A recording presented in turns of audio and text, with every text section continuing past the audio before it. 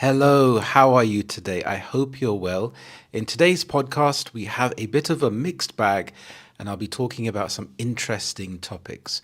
Before we start, just wanted to remind you that I've created a fantastic ebook.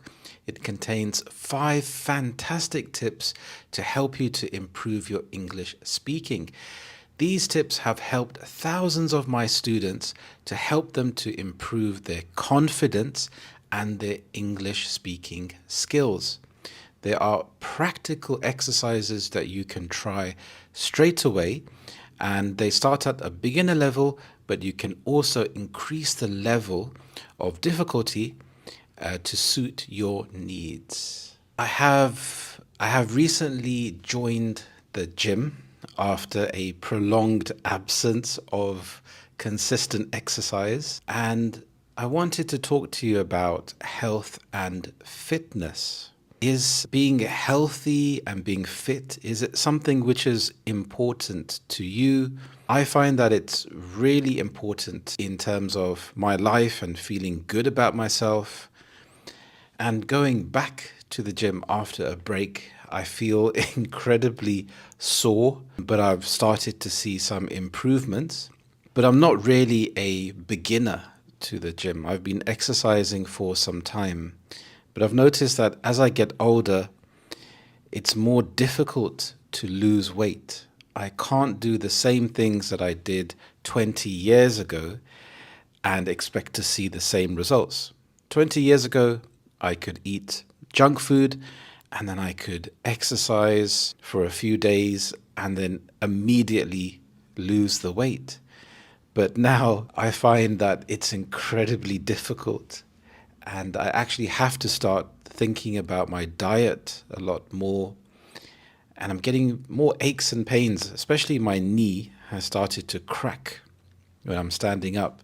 It'll be interesting to know if you take any multivitamins or any supplements in your health regime. At the moment, I'm doing a push-pull legs routine. So on one day, I would do push exercises. The next day, pulling exercises. Then the next day after that would be legs. And then after that, if I can manage it, maybe some general cardio or working on the abs and core muscles. There are lots of buzzwords that have developed over the years in health and fitness, especially core.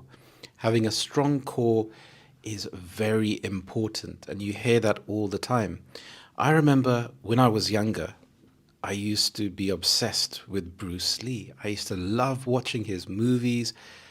I even had the box set of his films on VHS, on cassette players. So this is going back a number of years. I even had his books, and I was a member of the Bruce Lee fan club. I was really inspired by his story, and he used to talk about having a strong core. This is in the 60s and the 70s, but it's become very common to think about having a strong core, and that's where all of your movements come from. So I try to incorporate some of those exercises. I don't actually mind doing legs. I know there's a stereotype with bodybuilders that you would see big bodybuilders with big shoulders and big arms and then small legs. But I think training the legs, I think it's very functional. By functional, I mean that it helps you, especially as you get older. One of the worst things that can happen is to have a fall. If you fall over when you're older, it can cause a lot of health problems. It can exacerbate health problems. It can make it worse. So by having strong legs and having good stability, and I think helps with your coordination and your balance, I think that's really important. So for yourself, do you follow any kind of health or fitness routine rather? Do you go to the gym? If you do, it'd be interesting to know what kind of exercises you do. Are you doing weights? Are you doing cardio? Are you playing a certain type of sport? How often do you do that type of sport? I love martial arts.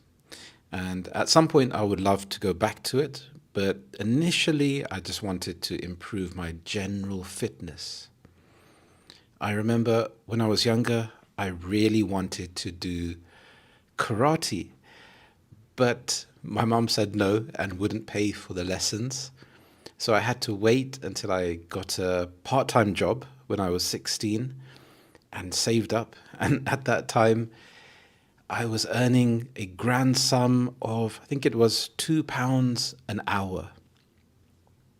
So I would work on a Saturday and a Sunday, and my first job was working in a pharmacy, a local pharmacy. And it was hard work. It was a shock to the system having to work long hours, but I loved receiving the paycheck. It was an amazing feeling. And then I started to use that money to train in martial arts, and I did that for a number of years, and even trained younger children. So I trained to be an assistant instructor. I was grateful to be selected as one of the assistant instructors. So I would teach the children's class and then do my normal class afterwards. And it was an amazing experience. It really brought me out of my shell and improved my confidence. But often I used to lose my voice shouting and then giving instructions to the children because it was quite noisy. So you had to make yourself heard. And that improved my confidence because I felt good about myself, good about helping these children to improve their confidence, and I loved it. And then progressing on to that, I went through some dips, some highs and lows in terms of fitness. And now I've made the decision to try to really focus on that. I find that it's easier for me to focus on my diet when I'm exercising and training rather than the other way around, because I remember the pain from going to the gym. If I've trained very hard in the gym, it's easier for me to say no to that chocolate cake. But if I haven't been exercising, I think it's okay. I can make justifications and think, okay, I'll train later, I can make up for it. But that piece of chocolate cake can turn into two, it can turn into a bag of crisps. So it can start to spiral and escalate. So for me, it's really important to start exercising. And I think it helps with general sense of well-being. To supplement that, I try to walk as much as I can. I am considering buying a fitness tracker to count my steps, but there are so many out there. So I'm just researching that at the moment, and that may be a topic for a video in the future where I can go into more of the details, the pros and the cons. In terms of diet, I love my food. So it's quite interesting because when I was healthier, I ate food purely in terms of being functional. So I would look at the food and see what nutrition is in the food. And yes, I would spice it up with some Tabasco sauce or some nice pepper, make it taste nice, but it was very functional.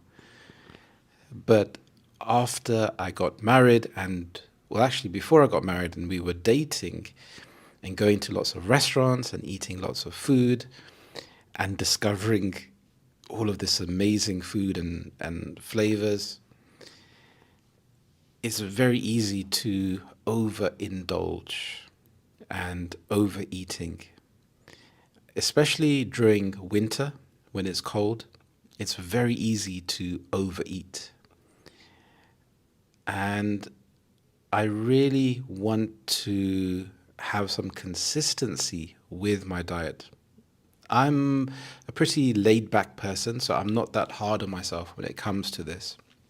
So I'll allow myself to have cheat days, but I think having the mindset to be focused on that initially helps to reach my target weight. So, and this is a way to track that as well. So at the moment, I'm about 14 stone. If I convert that to kilograms, it's about 91 kilograms. And in the UK, stones are used as a measurement. I think it's about 6 kilograms to a stone. My ideal weight would be around 12 stone for my height. So I'm looking to lose 12 stone in the shortest time possible, but I'm also being realistic. So maybe going into the new year, having lost a stone would be wonderful, even more. So that would be good. In the comments, let me know about your health and fitness. What do you think about it? Is it something you like to do? Is it something that you dread?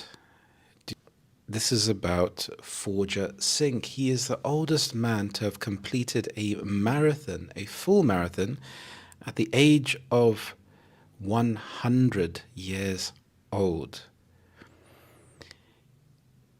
So if we look at the article here, it's never too late to start doing what you love, and Forja Singh, a British Sikh marathon runner of Indian origin, embodies the statement. We have embodies. Embodies means to represent something in a clear and obvious way. Sentiment is an attitude or thought. So he embodies the fact that it's never too late to start doing what you love. Complete a marathon when you're 100 years old. That's simply amazing. Having taken up running to overcome grief at the age of 89, Forja Singh, now retired, has numerous records to his name in multiple age brackets. Originally a farmer from Punjab, the long-distance runner is also believed to be the oldest man to have completed a full marathon at the age of 100. We have the word grief here, which means very great sadness. So not just normal sadness, but it's a very, very strong feeling, grief. Retired. This means to have stopped working permanently. So the fact that he started at the age of 89, again, that's just simply amazing. So it's interesting to learn that he used exercise to help him to overcome this immense grief. So now he is retired. Good. So he should enjoy his retirement. The age of retirement varies from country to country. That's also another topic that we can go into in the future. Forja's childhood was not an easy one. He was not able to walk until he was 5 years old. Due to thin and weak legs, he could hardly walk long distances. As a young man, he took to farming to support his family. Wow, so this story gets even more interesting. The fact that he didn't start off being in fantastic physical shape. So he had to overcome these challenges from a really young age. In 1992, he moved to England and settled in East London with his son after his wife's death in Jalandhar. Settled, this means living somewhere, usually permanently. He made that big move to go to a different country, which in itself is another big challenge. Forja Singh took to running after the death of his fifth son in August 1994. He started jogging initially to overcome the grief. Wow, so that's immense sadness to lose a son. I can't imagine how he must have felt. It's quite easy to go into a spiral of depression when you have this immense grief. However, it was not until 2000 that Forja Singh, at the age of 89, decided to take up running seriously. He shot to fame when he completed the London Marathon that year, his maiden full marathon run, in 6 hours and 54 minutes. In the process, he knocked 58 minutes off the previous world's best in the 90-plus age bracket. So that time of 6 hours 54 minutes for someone that's 89, I think that's simply amazing. I haven't done a marathon. It's on my bucket list. It's something that I would love to do in the future. I'm not sure if I could do it in under 7 hours. It may take me a bit longer than that. So shot to fame, this means to become famous or successful very quickly.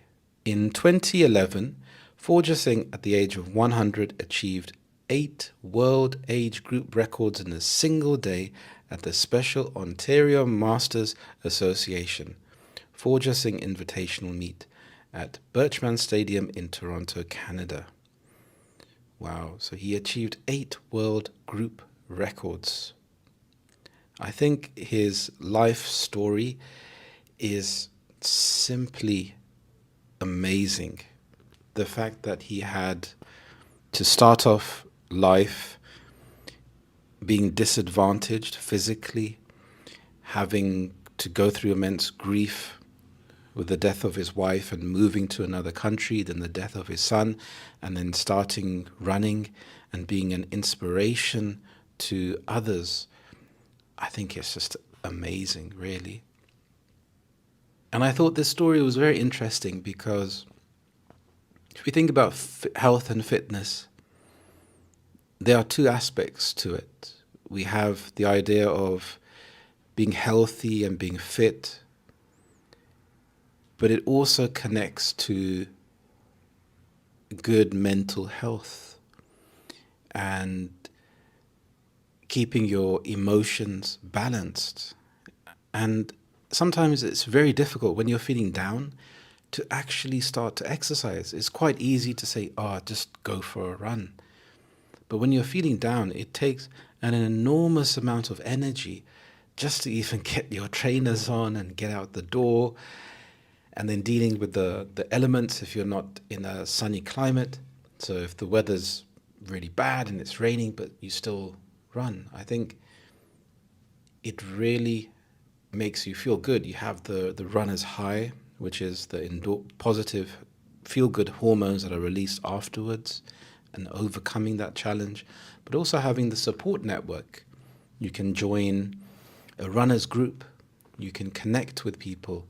You can have apps on your phone where you can challenge people. You can keep record of your distance and your time. So it's really enjoyable.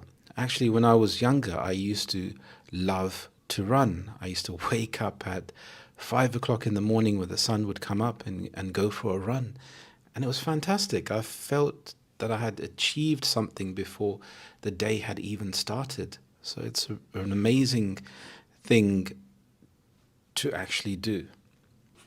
I wanted to show you this chart here. So a health survey for England in 2021 estimates that 25.9% of adults in England are obese and a further 37.9% are overweight but not obese. Obesity is usually defined as having a body mass index, a BMI, of 30 or above. BMI between 25 and 30 is classified as overweight. And in this survey, it found that men are more likely than women to be overweight or obese. 68.6% of men compared to 59% of women. People aged 45 to 74 are most likely to be overweight or obese. I wonder why that could be. Why are people aged 45 and over more likely to be overweight? And I want you to think about some possible ideas. The ones that I can think of Could be because of a sedentary lifestyle. So this means when you're not very active. So you've spent a long time working, traveling to work, so you're walking a lot. But as you're close to retirement, maybe you're having health problems. Maybe you physically cannot walk as much as you could. So this is quite interesting because I'm 42, so I'm approaching that age bracket. Also in denial about my age, but it's something which you can't change. It's catching up, and yes, age is just a number, but I would like to feel good when I'm at that age. So it's very interesting to see the percentages from 16 to 24. You have 72% at a healthy weight, and as the years increase, that number starts to decline. But it's quite interesting at 75 and over, it starts to increase slightly. That's quite interesting. Now, this idea of BMI, I'm wondering what your BMI is. There are a lot of BMI calculators out there. Now, this is not to be taken as something which is gospel that you should obsess over, because I think there are many other factors when you're thinking about health and fitness. But it's a good way, it's a good measuring stick to see where you are. So my BMI is 28.7. So I fall in that smack bang in the middle of the overweight category. So it's nice for me to know, because I can think, okay, I can have some measurable success. I can have some measurable way to see if I'm improving. But as I said before, when I go to the gym, I like to use weights. I do walk, but I prefer to do weights. So when you lift weights, you build more muscle, which will weigh more, and it may increase your weight. So when you're standing on the scale, you may be not dropping any weight, but that's because you're building muscle. So there are many factors to consider. It's very tailored to the individual. When I say tailored, it's very unique to each circumstance. Thank you so much for watching. I really appreciate it. If you would like to, you can listen to my first podcast. I really appreciate it. And please write down in the comments, even if it's a simple hello. I'd also like to know about your health and fitness regime. What do you think about this whole industry, and how do you apply it to your life? How many times do you exercise? I think it's really nice to hear from you. Today, you're going to improve your C2 level vocabulary. You're going to learn the vocabulary with pronunciation and lots of examples. Let's start with some C2 level adjectives. Zealous, zealous. This has two syllables and the stress is on the first syllable, zeal, zealous. This means to show great energy or enthusiasm. She is zealous about protecting the environment. Pedantic, pedantic. The stress is on the second syllable, dan, pedantic. This means to be overly concerned with small details. Her pedantic comments about grammar annoyed everyone. Acrimonious, acrimonious. The stress is on the third syllable, mo, acrimonious. This means angry or bitter in tone or manner. Bitter is feeling angry or unhappy about things that happened in the past and you cannot forget. They had an acrimonious argument filled with anger and bitterness. Ubiquitous, ubiquitous. The stress is on the second syllable, bic, ubiquitous. This means when everything seems to be everywhere at the same time. Smartphones have become ubiquitous in today's society, with nearly everyone owning one. Belligerent, belligerent. The stress is on the second syllable lidge, belligerent. We also have the schwa sound, the sound, belligerent. This means to be ready to fight or argue. The belligerent man shouted insults at the man in the meeting. Magnanimous, magnanimous. The stress is on the second syllable nan, magnanimous.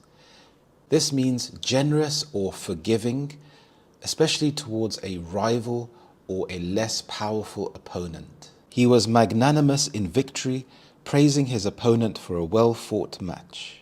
Ostentatious, ostentatious. The stress is on the third syllable, te, ostentatious. This means showing off in an exaggerated way. He drives an ostentatious sports car to impress his friends. Vindictive, vindictive. The stress is on the second syllable, so we have vindictive. This means having or showing a strong desire for revenge. She was vindictive towards her co-worker who got the promotion she wanted, spreading rumors to undermine her reputation.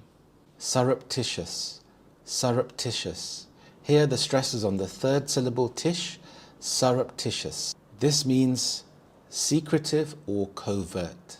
She made a surreptitious exit from the party, effervescent, effervescent. Here the stress is on the second syllable ves, effervescent.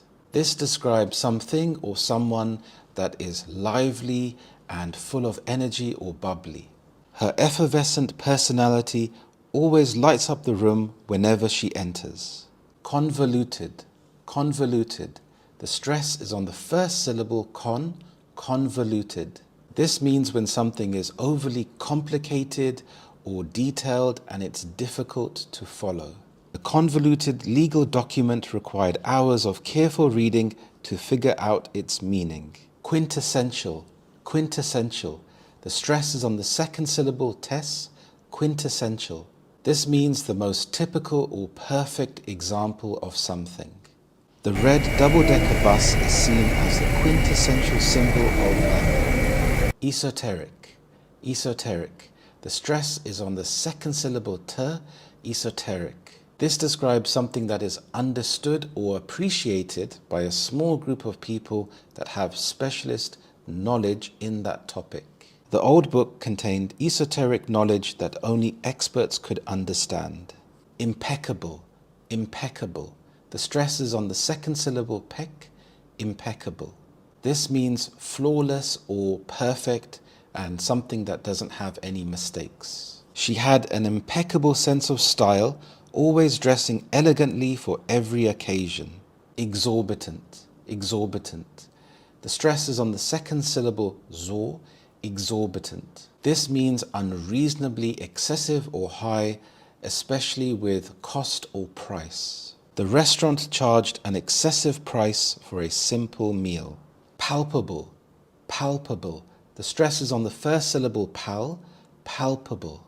This is something that is so clear or intense that can almost be touched or felt. The excitement in the crowd was palpable as they waited for the band to sing their most popular song. Tenacious, tenacious. The stress is on the second syllable ne, tenacious. This describes someone who is persistent and determined and doesn't give up easily. Despite facing many challenges, she showed her tenacious spirit by continuing to pursue her dream of becoming an engineer. Ambiguous, ambiguous. The stress is on the second syllable big, ambiguous. This is when something is unclear or open to more than one interpretation.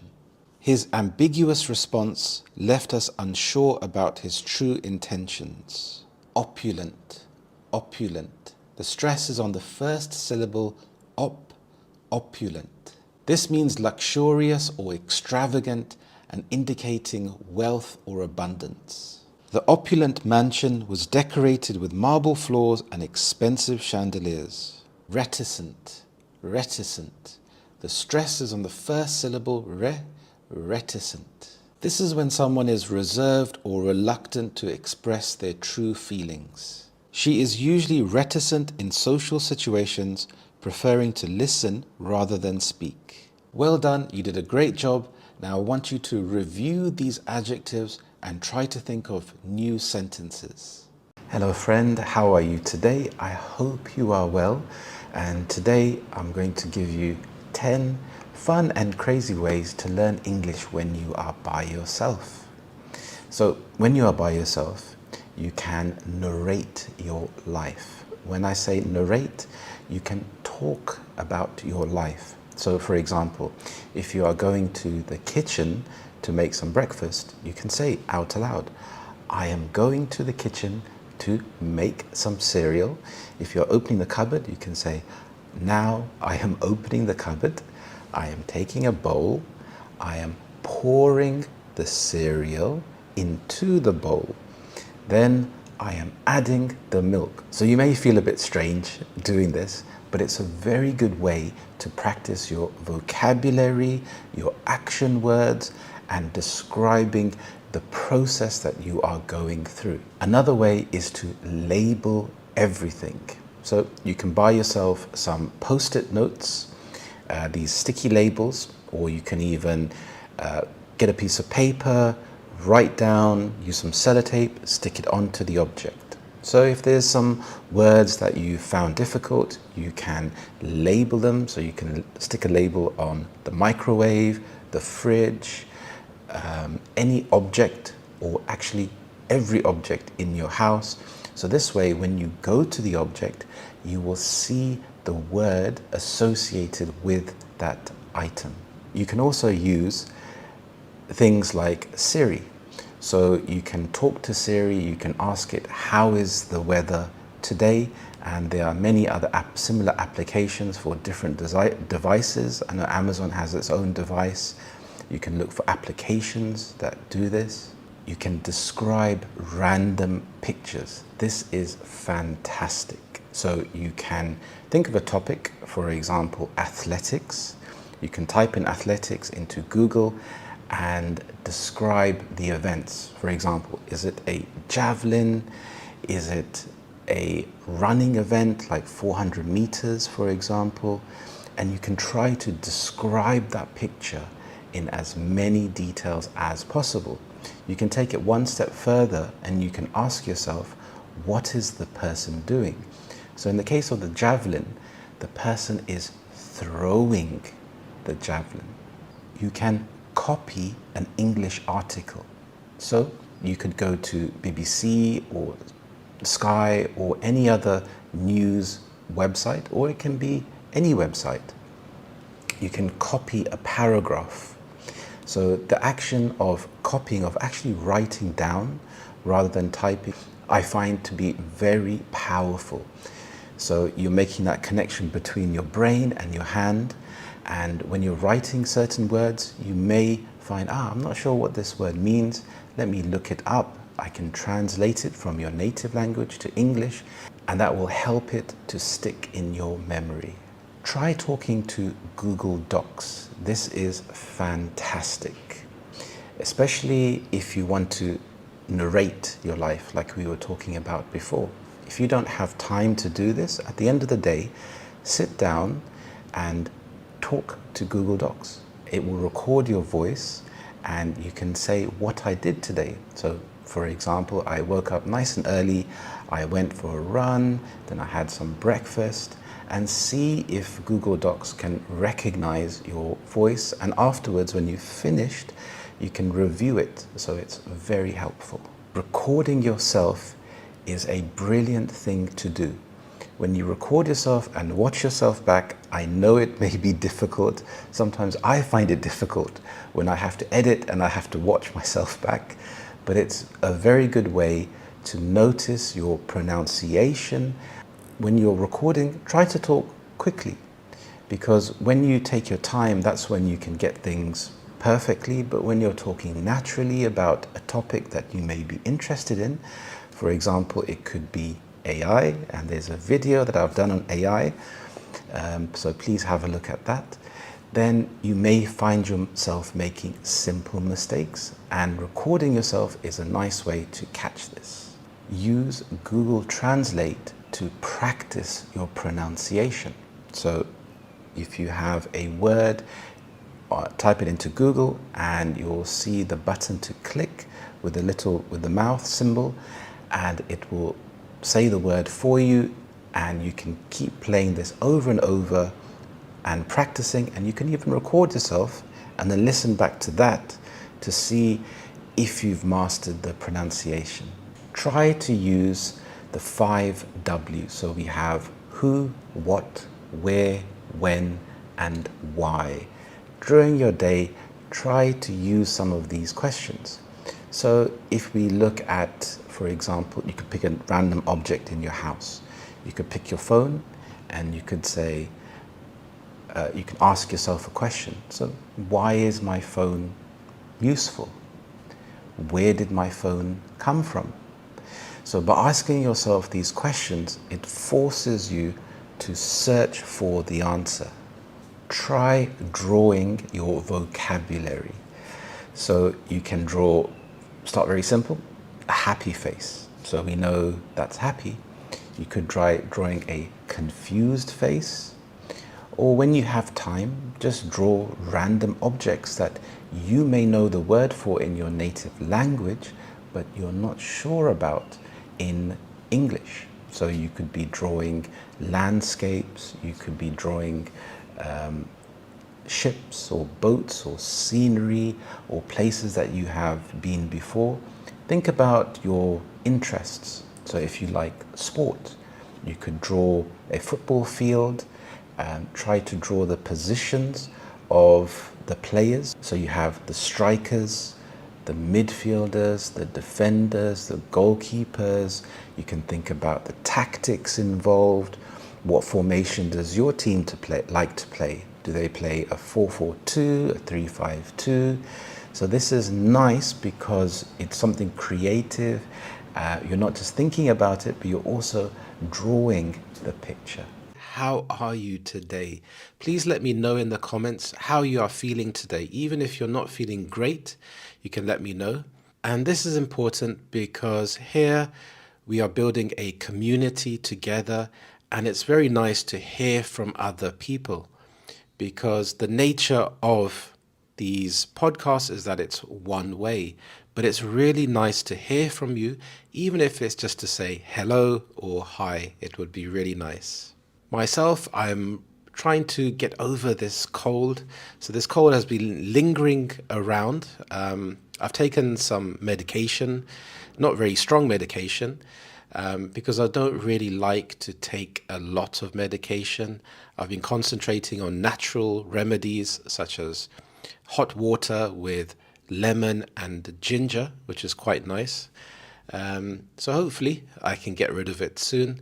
But apart from that, everything is good. Let me know in your life, how is everything going? Since starting this YouTube channel, I have a newfound respect for content creators. I've discovered how difficult it can actually be, but it's actually very rewarding. It's incredibly rewarding creating something from scratch and seeing the final product. So initially, there are quite a few steps to think about. You have the idea, thinking about the idea, then researching the topic, creating the script, filming, making sure that the camera that you're using is charged, has enough space, thinking about audio, thinking about good audio, lighting, then recording and taking lots of takes, and then going on to the editing process, exporting, uploading onto YouTube and making sure that everything is okay. Along the way, people use lots of different types of gadgets, which I don't have at the moment. I have the bare bones, so the necessities. I focused on the quality of audio. So I invested in a really good wireless audio kit, and I connect that to an iPhone. This is actually an iPhone 11, so it's quite an old iPhone. And I'm looking to upgrade in the future, but I need to justify that cost. So as this channel starts to grow, I'm looking to invest in my equipment. Now, I love my gadgets, and I've researched how people make their videos. A lot of people use things like a teleprompter to read from a teleprompter. To me, this feels a little bit unnatural, but some people do it really well. You can't even tell that they're reading from a teleprompter, like in the news.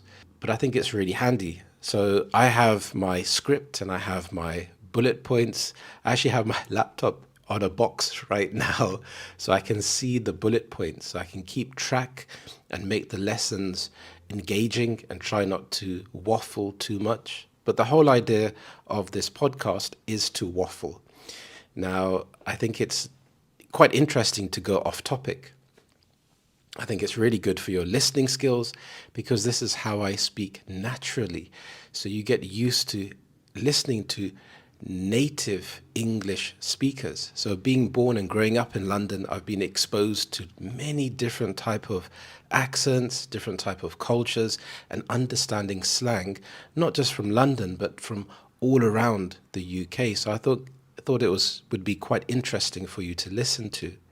Apart from the audio, the video, I have a few box lights. I was quite hesitant to invest in the lights, but over time I realized that it does actually make quite a big difference, especially if you don't have natural sunlight.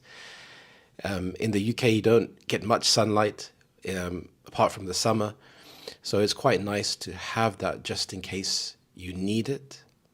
So content creation, there are so many things to think about. It's an evolving process where you make mistakes. I've had instances when I've recorded a video and I forgot to plug the extension into the iPhone, so it didn't record. There've been other times when I forgot to clean the camera lens, and when I watched the video back, it looked fine until I exported it to the laptop and the video was blurry. So there's lots of things like this that you pick up on, even when it comes to editing, using different editing software. Some other people that may be more fortunate may have teams or export this to other people to do. I do everything myself, so it's been quite a big learning curve, but I feel like I have a natural aptitude for IT and having patience. I think this comes from when I was younger and building my own desktop computer. So researching the components, I'm not afraid to dabble with technology, and I feel that making mistakes is really important. It's just like learning English.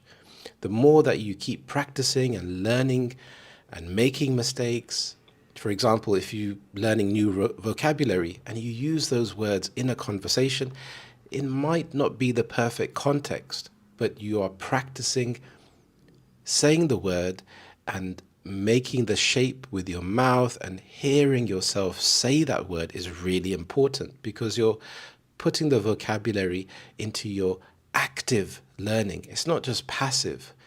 So active learning is really important. Just hearing you say the word is so powerful, and it reinforces that learning, and over time the neurons in your brain will start to make stronger and stronger connections, and it will just become natural. If anyone is thinking about starting a YouTube channel, I would say definitely go for it. I was thinking about starting this English channel over 6 years ago, and life just got in the way. I saw quite a few other people making making channels about learning English, and I thought, I can't really compete with that. They're very good, and I talked myself out of it. But over time, I realized, okay, I need to just go for it. It's something that I enjoy. I have lots of experience in teaching, and I think that I could help a lot of people from these lessons. So if you want to start a channel, definitely think about your interests, your hobbies, and go for it. And over time, you will start to learn new things. I know you may be apprehensive, but think about your hobbies, think about your interests, even if you're just documenting your daily life, because I think content creation will just continue to grow. You have the traditional entertainment channels, even things like Netflix and streaming channels, but sometimes people want to hear from other people. It may be a useful skill like DIY. I've learned so many interesting things. I fixed my washing machine by watching a quick video on YouTube, so fixing my car with small issues. So it's fantastic for learning, but also having a connection and seeing how people live their life is so interesting and fascinating because it's more genuine. It's not as overly produced as a TV show or a movie. So, you have a lot of experience, a lot of stories to tell. So I think it's something worth thinking about, trying, and you're not going to please everyone. That's impossible. There are so many people in the world. People have so much choice. Even when it comes to learning English, for example, you have a plethora of teachers that you can learn from, and I think that's wonderful. Compared to 30 years ago, you had to just learn from books. So this gives you more exposure to different types of people, different types of accents, teaching styles. It's brilliant. Definitely go for it.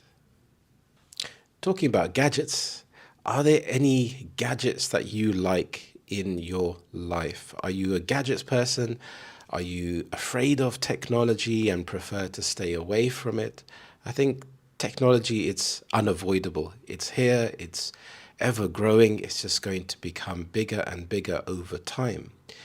Now, I saw this article about the Apple Vision Pro, and it looks amazing. I've seen some trailers, some videos for it on YouTube, and it looks absolutely amazing.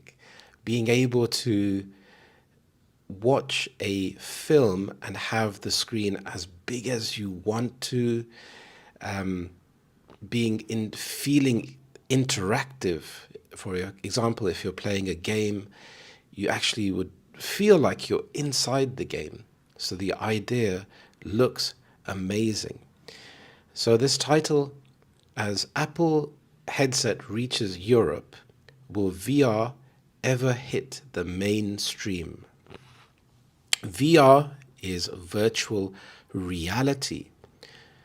So as Apple headset reaches Europe, so it's made its way to Europe, and will it ever hit mainstream? So what does mainstream mean? Mainstream refers to the ideas, attitudes, or activities that are shared by most people and are considered normal or conventional. So it represents the common or popular way of thinking or doing things, or things that are widely accepted in society. For example, mainstream music is a kind of music that most people listen to and is played on popular radio stations. So mainstream. If we think about social media, in my personal experience, things like Facebook have become more mainstream. 20 years ago, it was more niche. Many people, especially older people, hadn't heard about Facebook, but now it's more mainstream. Communication apps like WhatsApp, many people of the older generation know how to use WhatsApp and enjoy using it. So will VR ever hit the mainstream? That's quite interesting. So let's have a look into this article a bit deeper. So to get a sense of the public interest in the Vision Pro, Apple's very high-tech, very expensive virtual reality headset finally launched in the UK and Europe on Friday. Where better to head than one of its own stores? In the past, people camped outside Apple's branches overnight, so desperate were they to get their hands on the tech giant's latest product. I think that's quite extreme, camping on the street, waiting for the product. But I can imagine it would give you a sense of excitement. Have you ever camped out on the street waiting for the launch of a product? It must be extremely exciting waiting for that product and being one of the first people in the country to get your hands on that product. So that adds to the thrill of owning this product. When I went to its branch in central London on Friday morning, though, there was just a small group, mainly comprised of men waiting for the doors to open. So that's interesting. So in the past, you used to have huge groups of people, but now there was just a small group. So this word comprised means consisted of or made up of. Partly that's because people these days prefer the convenience of pre-orders. When you pre-order something, you can have it delivered to you personally. You may pay a little bit extra, but you don't have to have the inconvenience of having to camp outside the shop overnight. So this word convenience, I think it's a really nice word to use because most of our life is dictated by what is convenient. We use a washing machine because it's easier than washing clothes by hand. We drive a car because it's more convenient than waiting for public transport. So convenient is when it makes your life easier. But it also perhaps tells us something about the question that continues to hang over the VR headset market. Will it ever escape the realm of tech aficionados and go truly mainstream? So aficionado is a very nice word. This means a person who is very knowledgeable and enthusiastic about an activity, subject, or pastime. So these people, they know a lot about this VR headset. They are experts in this. They've researched it. They're really excited and they are passionate about technology. So in order for something to go mainstream, it's the opposite for it being niche. Niche is when it's fewer people are very interested in something. So for it to go mainstream, it's an interesting question. How can that happen? Well, firstly, more people need to know about it. Secondly, it needs to be applicable to many people's lives. Some people may not be interested in video games or movies. They may enjoy music or travel. So they need to be exposed to what a VR headset could do. Maybe it could make being immersed in music more enjoyable, or traveling to another country. You can plan your trip. If you wanted to go to Italy or to Europe, you could visually walk down the route.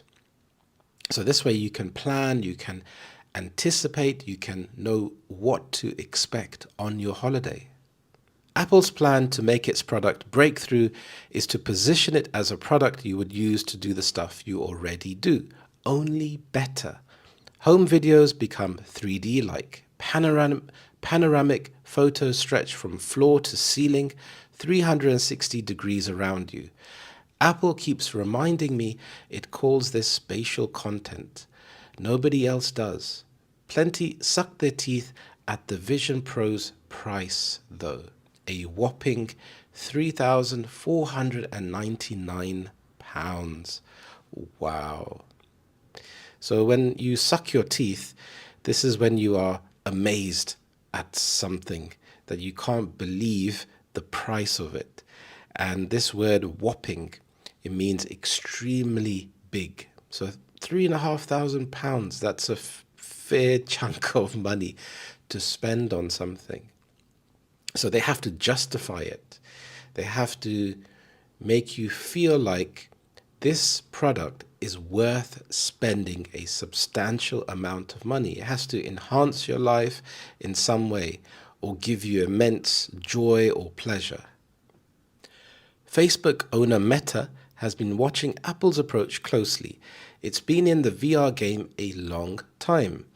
At a recent demo for the Meta Quest 3, which has been available in the UK since 2023, the team was very keen to talk to me about multitasking, having multiple screens on action at once. In a demo, I had a web browser, YouTube, and Messenger in a line in front of me. We always did this, we didn't really talk about it, one Meta worker told me. So that's quite interesting. The key word here, multitasking. It seems that this is a bit of an old-fashioned word now. The terminology seems to be about productivity, which encompasses multitasking. So when you're multitasking, you're doing lots of things at once. And it shows that you can handle stress, you can get lots of things done. Long gone are the days when you can just focus on doing one thing. You have to be able to be a jack of all trades and be excellent at doing many, many things. A man wears a Quest 3 to watch video instructions while building a crib. Not the most exciting concept perhaps, but it shows just how Meta wants people to see its tech. Oh, and it costs less than £500. So this is quite interesting. So this man is building a crib, is a bed for a baby. And that would be quite useful if you can visually see how to build it. Yes, you may have video instructions or paper instructions, but feeling interactive when you're building it is incredibly useful. This way you don't miss an important screw and you can put it together excellently. So this seems to be about the practicality, showing the practical side, not just in terms of entertainment, but something that will enhance your life. This way you can justify the cost, you can justify having this device in your life because it's more convenient and it eases the pain and the struggle. So it makes your life a lot easier. So this article is quite interesting because I think it's so exciting moving forward and seeing how this would develop. To make it more mainstream, I think the device needs to be smaller. And over time, I believe that these companies will find lighter materials and able to make the product smaller and lighter. If that was the case, then it's more convenient for people to wear these things without having fatigue or just making it more appealing to wear. Even fashion brands, even making it fashionable or customizable, as people like to show off the individuality. So think about this gadget, this VR headset, and think about how it would improve your life. What are some of the pros? What are some of the cons? And if you'd like, you can put your answers in the description below. I'd love to hear from you. Also, if you haven't already, please have a look at my free ebook. It's absolutely free for you to download. I've created it for you to give you 5 amazing tips to help you to improve your level of English. And they are practical exercises you can try to start improving your English now. You can push.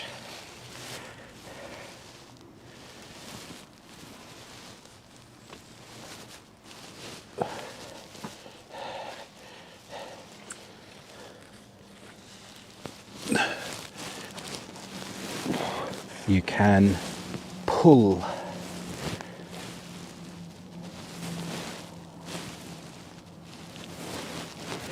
You can twist.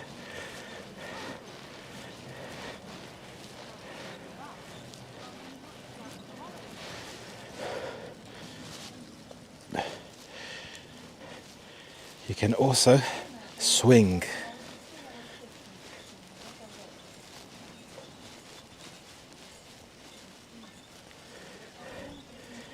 Okay, I'm going to try and get off now. And you can jump. Hi, today I'm going to talk about some action verbs to use in English. Now, you know the common ones are to talk or to speak. You also have to whisper. Now, you can whisper if you have something secret to say. You also have whistle.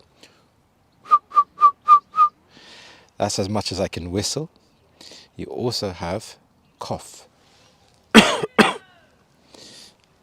You have to yawn. So you may yawn when you're tired. You also have to burp. I can't actually do a burp, but you may burp when your tummy is full and you've eaten a big meal. You have bite. To take a bite, you could take a bite from an apple. You have sing, la la la la la. I can't sing. You have to suck. If you have a drink and you have a straw, you could suck from the straw. You have to chew. So when you are chewing, you can chew some food. You also have to nibble. So to nibble is to take small, tiny bites of something. So after you're done chewing your food, you have to swallow. You have to swallow your food. To gulp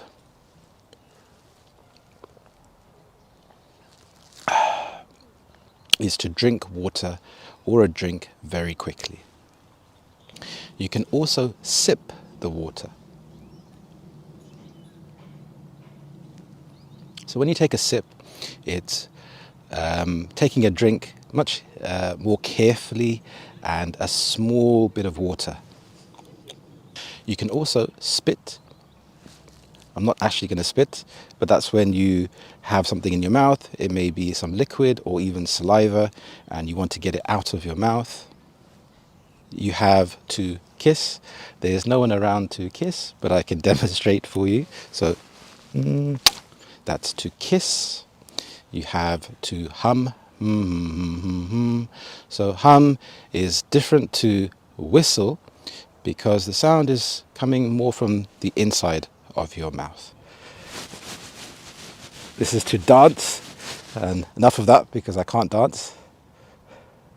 If you're walking and the floor is slippery, well, you may slip, especially if there's ice or if there's a lot of water. Like here, it's very slippery because there's water on the grass and there's lots of mud, so it's very easy to slip.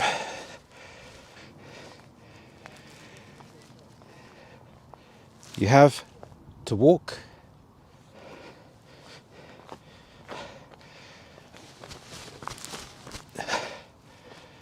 You have to run.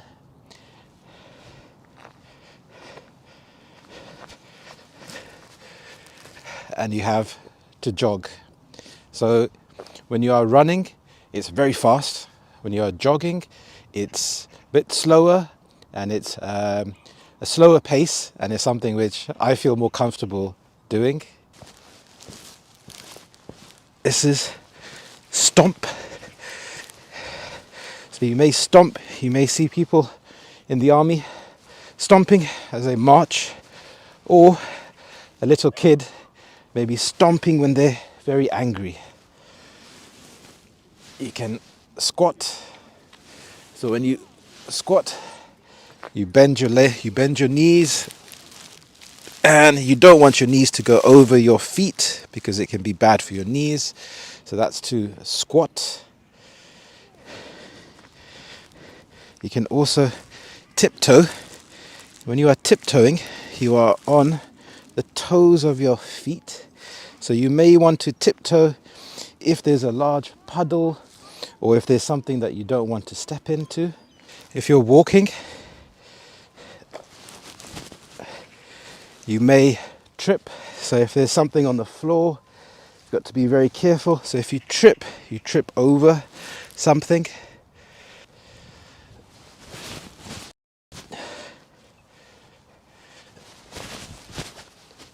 That is to leap. Maybe you have to jump over something and you have to leap over something. That's to leap.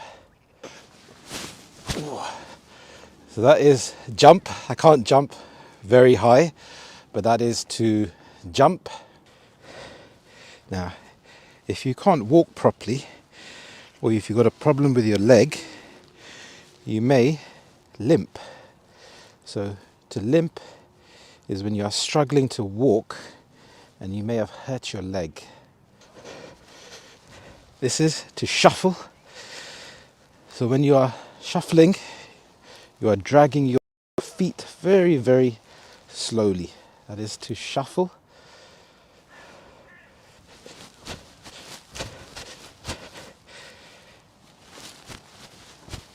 That is to skip. You can snap your fingers. Not very good with this hand, but I'm really good with this hand. So you can snap your fingers. Maybe you like the beat to a song and you're in a good mood. You can snap your fingers. You can poke. So when someone gives you a poke, maybe they're trying to get your attention. You can pinch. It doesn't feel very good. When you pinch, your skin actually hurts a little bit. You can squeeze. So when you're squeezing something, you're gripping it very tightly. You can pat. So when you pat, it's maybe a gentler way to get someone's attention rather than to poke. So that's to pat. That's to slap. It's not a very good thing to slap. You can push. The opposite to push is to pull. So when you are pushing, you're pushing something away from you, and when you're pulling, you're trying to pull it towards you. That's to clap. You can clap to maybe tell someone that they've done something very well. Maybe they've done a good job. So it can be generally a good thing. Or maybe you're at a concert and there's a performance and they've done an amazing job and you want to show your appreciation. So you would clap. You can tickle. I think it's impossible to tickle yourself, but that is to tickle. Maybe there's something on your jacket, like this leaf. You can flick it off. So that's to flick. You can wave to say hello to someone. Maybe there's someone that you've seen and you recognize. You want to say hello, so you can get their attention, and you can wave. That is to punch.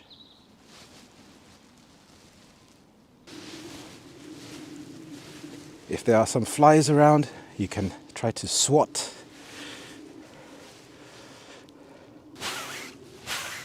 This is to stroke. You can also stroke an animal, like a cat. You can scratch. Maybe you feel uncomfortable and you want to have a good scratch. You can dab. So to dab is like this.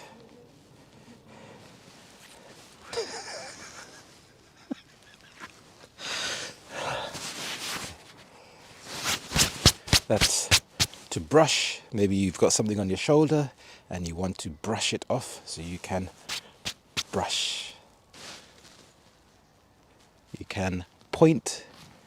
If you see something beautiful or if you notice someone, you can point. That tree over there looks so beautiful.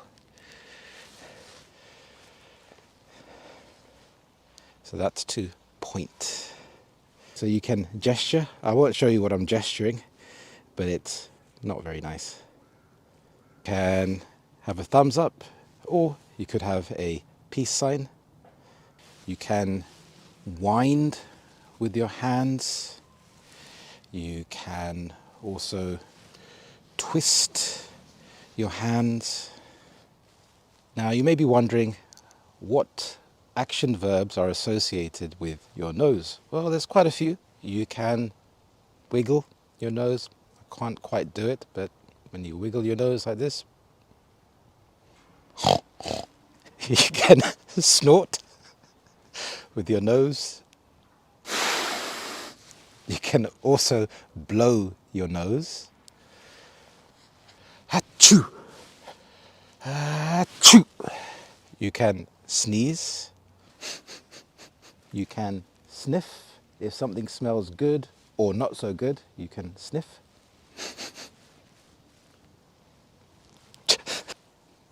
You can pick your nose, but I'm not actually going to do that today. So that's to pick your nose. You can wipe your nose. You can open your eyes. You can also close your eyes. You can wink. Maybe if you like someone, you can wink at them. You can blink. Maybe your eyes are dry and you need to blink to give your eyes some more moisture. You can stare. So when you stare, you don't blink. You can roll your eyes. So maybe you don't like someone, or you don't like what someone has said, you could roll your eyes. You could cry. Maybe you're sad or you've watched a sad movie, you would cry. So here in London, it's winter and it's absolutely freezing cold, and I feel like crying because it is so cold. You can squint. So I am squinting right now because we have a bit of sunshine. It's amazing. We'll have about 5 seconds of sunshine before the sun disappears behind a cloud. So that's why I'm squinting. You can also cover your eyes. So a very common game with a baby. You can play peekaboo. So cover your eyes and peekaboo.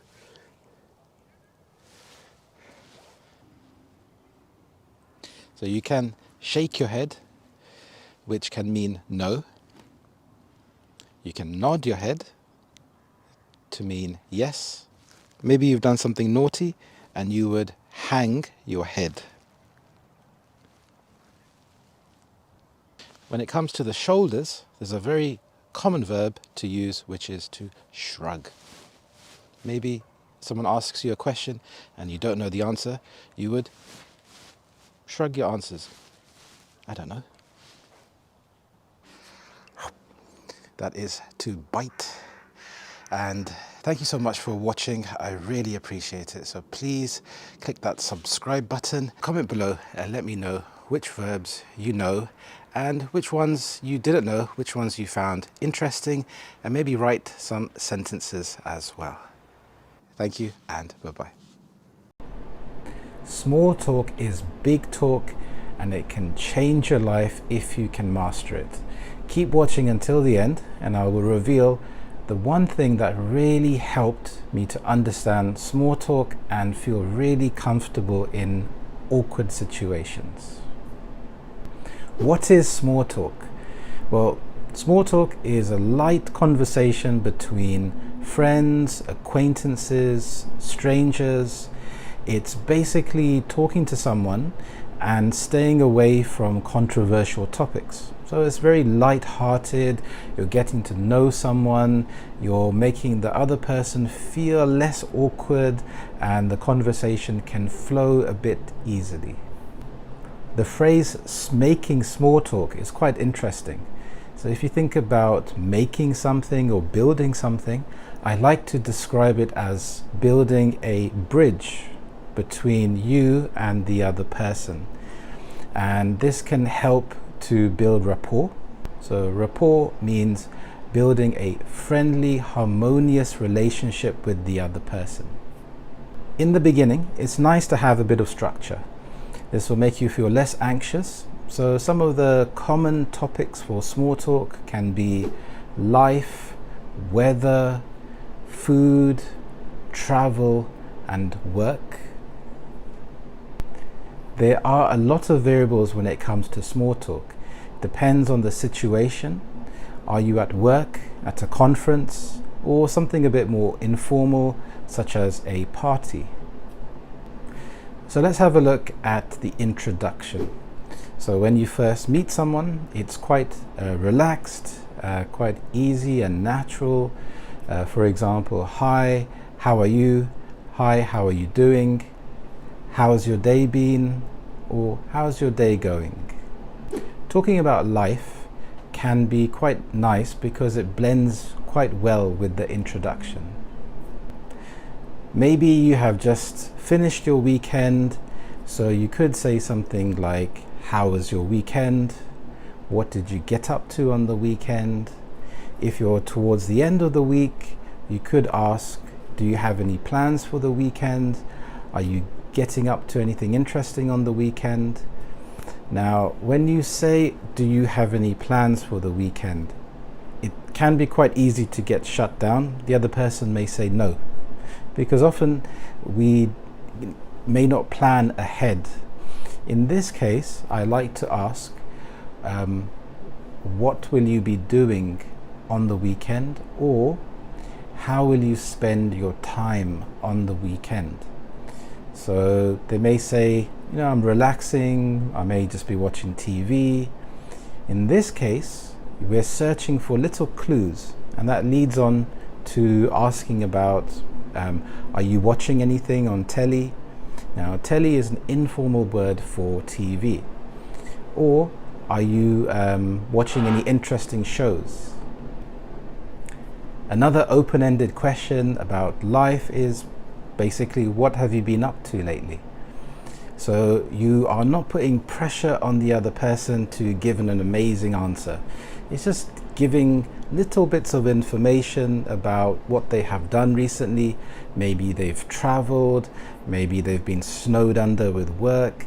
In this case, you can think of yourself as a detective. You're searching for little clues, so then you can extend the question. Now, in English, this is part of asking probing questions, such as using what or why. Next, we have the weather. Now, the weather is a universal topic all around the world, especially in the UK and London, where the weather changes all the time, and generally it is miserable. Now, you can ask some questions such as, it's so gloomy today, I can't wait until summer. If you spot someone carrying an umbrella, you could say, you did well for carrying your brolly with you today. Now, brolly is an informal word for umbrella. You could say, this weather has been all over the place. If it's been very unpredictable, or even, when will this rain stop? It's been pouring all day. Next up is work. Now, with work, it depends on if you know the person at work. Maybe they're in the same department or a different department. In this case, you could ask them, hi, how's work going? If you don't know the person, you could ask, what field of work are you in? And once they give you the response, you can start to probe a little bit further. For example, what do you enjoy about your job? If they say they don't like their job, you can ask them, what aspects of your job do you find interesting? Or what things do you find interesting about your job? You could ask them, are you able to work remotely? And this can branch off onto different topics. For example, there's something called Zoom fatigue. Fatigue is another word for feeling tired. And a lot of people were feeling tired from having so many online meetings. It was taking the brain some time to process people's facial reactions. And so some people felt more tired with online meetings than actual face-to-face meetings. And by just reading in general about news or entertainment can help you to add bits of information into making small talk. You could ask the person, do you have any perks? So perks means anything additional to the job. That's something that is extra. For example, they may receive childcare benefits, free breakfast, etc. Now we have travel. So you could ask someone, did you manage to get away anywhere nice this year? If you're approaching the summer, that's perfect. You could ask them, are you planning on going anywhere? If they're not, you could ask them, if you could go somewhere, where would you want to go? Then when they give you a response, you again can branch off and talk about that particular place. If they say they've been to Paris, for example, you could say, so I've never been there. Can you tell me what are some nice things to see or to do there? Next up is food. You could ask someone, is there a nice place to grab a bite to eat? If you are new to the area and you like coffee or a particular food or a drink, you could ask them, I really like coffee. Are there any good coffee shops around here? If you are a foodie, you could offer some advice to someone. You could say, I've been to so-and-so and they serve really good food. The one thing that really helped to change my perspective with small talk was understanding and recognizing the other person's presence. And for me, this made things click. So by saying hello and engaging in some kind of small talk, I'm acknowledging the other person. The interaction, it feels less forced, it feels very natural, and it can lead on to longer conversations if you want to. So the main thing is being really relaxed and thinking of yourself as a detective where you're searching for some clues to feed off. So if they give you some information about food or travel, for example, you can respond and you can take the conversation as far as you want to. So the conversation starts off general and it can develop into something more specific. Now what can happen is you can end up talking about the weather a bit too much, and say you want to end the conversation or change the topic, you can just use the word so and add your exit. So for example, so it was great catching up. I have to run, but I will send you an email. Or it's been really lovely meeting up. I have to run, but I'll catch up with you soon. Small talk is great for networking in life in general, but also for the workplace. The more that you talk to someone, the more you find out from their personal experience. They may know a good dentist, a good doctor, a good school, in the workplace. They may know of a job opening or a position that you may be interested in. And it's just nice in general. So you walk away from that interaction feeling like you've made a genuine connection with someone, even though it may feel quite superficial. But it's just spreading some sunshine and happiness, and I think it's a good thing to practice. Speaking of practice, a good thing to do is when you go to the supermarket and you're at the checkout, just engage in some friendly conversation with the person. Ask them about how their day is going. Do they have long left of their shift? Are they having a good day? This way you can start to go outside of your comfort zone, and it's good practice for when you are in other social situations. I'm so excited today because we're going to learn some English by cooking, and I'm going to make a nice chickpea curry. So let's get started. There was a little squirrel that I think wanted to learn how to cook. So the first step is to gather your ingredients. Here I'm going to be using 1 onion, 2 potatoes. I have some minced garlic and some minced ginger. I have the canned chickpeas, some curry leaves at the back, and also some mixed chilies. So these mixed chilies are medium heat, and I'll probably only use one. And here we have, what is this called? Good, this is a chopping board. The first step would be to peel the onion.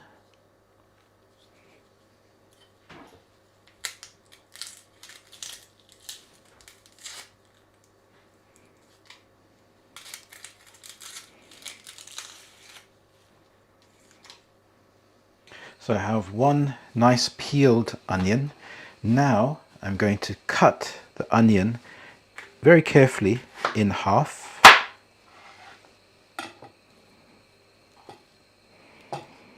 Then I'm going to slice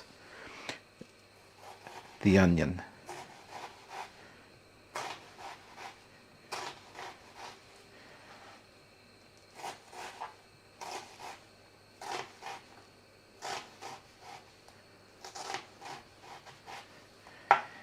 Now I'm going to dice the onion.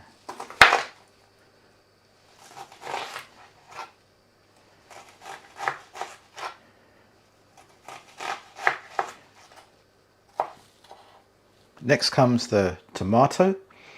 So I've washed the tomato thoroughly.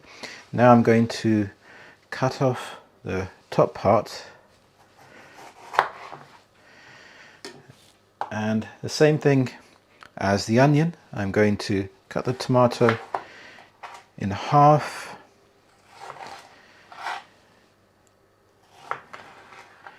And then I am going to cut the tomato into small pieces, carefully trying not to cut your fingers.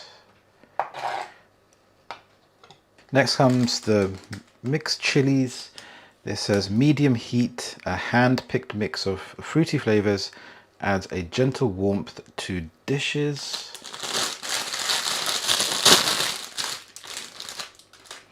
I'm going to take one, I'm going to wash it. Then I'm going to cut the top off, and I'm going to slice this long ways. And I think that will be fine. So I've cut the main ingredients.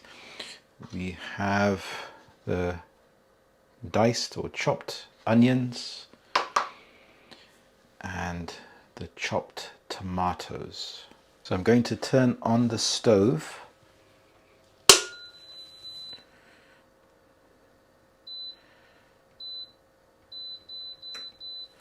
Now I'm going to add some oil to the pot. It's a personal preference as to how much oil you want to add. I've added about this much oil, you can see. So I'm going to let the pot heat up so the oil coats the bottom surface of the pot, and then I will add the onions. So I have switched over from the back plate to the front plate so you can see a bit closer as to what's happening. So I'm going to add the chopped up onions. Because of the type of the pot this is, I'm using a silicone spatula. So I'm just going to give the onions a stir, and I'm going to cook the onions for a few minutes until they start to turn a bit brown. So I've been cooking the onions for a few minutes. You can hear a nice sizzle. Next, I'm going to add some salt, some table salt.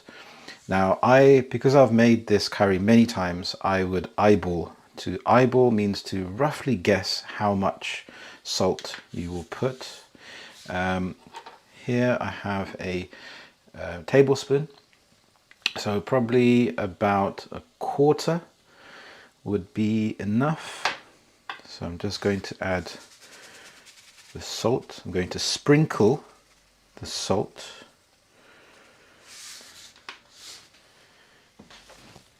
And then I'm going to give it a nice stir.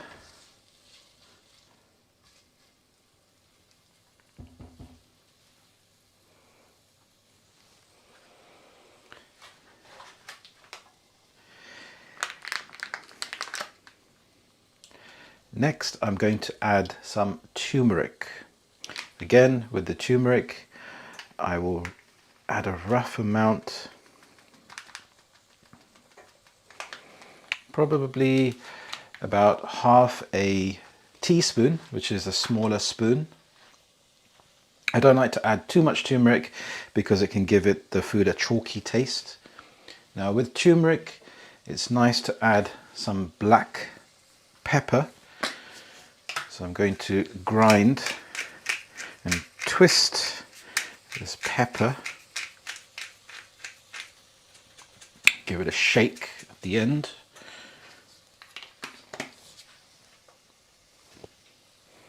Again, I'll give it a nice stir. So I'm coating the onions with the turmeric, the salt, and the black pepper. Next, I'm going to add some Kashmiri chili powder. So I will add the same amount as the turmeric.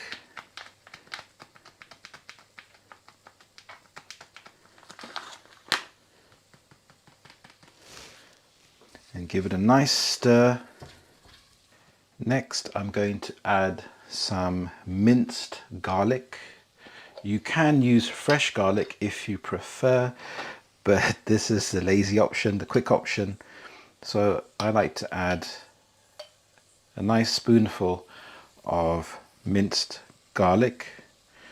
I'll add another half a tablespoon there.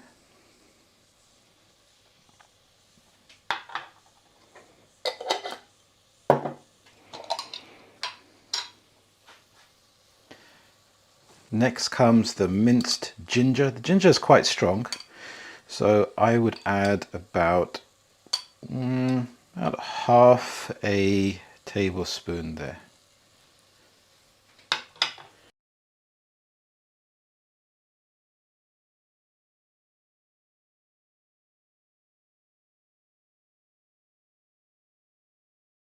Ginger to get rid of the ginger smell especially. So I'll leave that to cook for another few minutes. Next up, I'm going to add the chili.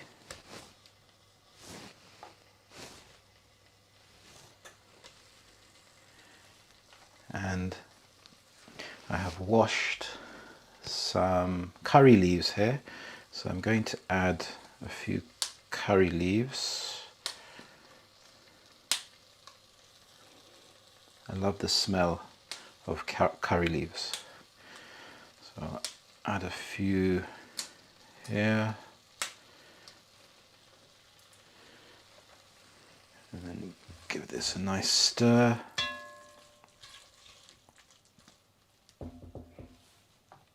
Then I'm going to add the chopped tomatoes.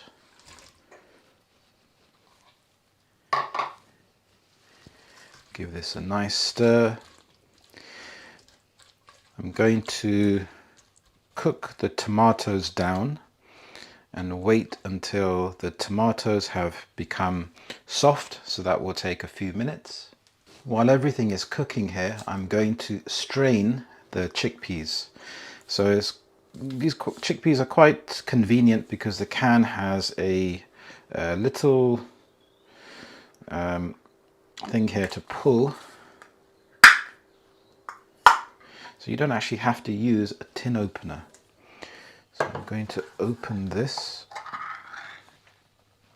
And then I'm going to use a strainer here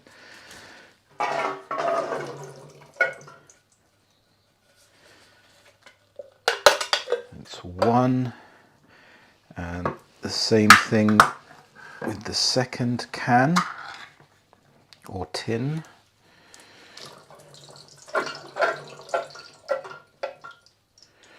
Make sure I've got everything there. Good.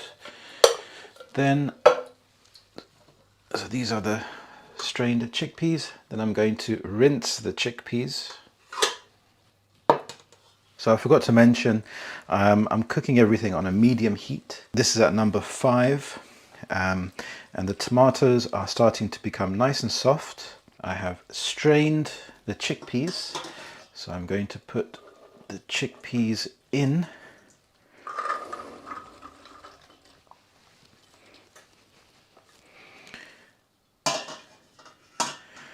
And then coat the chickpeas. So I'll give the chickpeas a nice stir, and I'm coating the chickpeas with all the nice spices and the onions, and it smells delicious.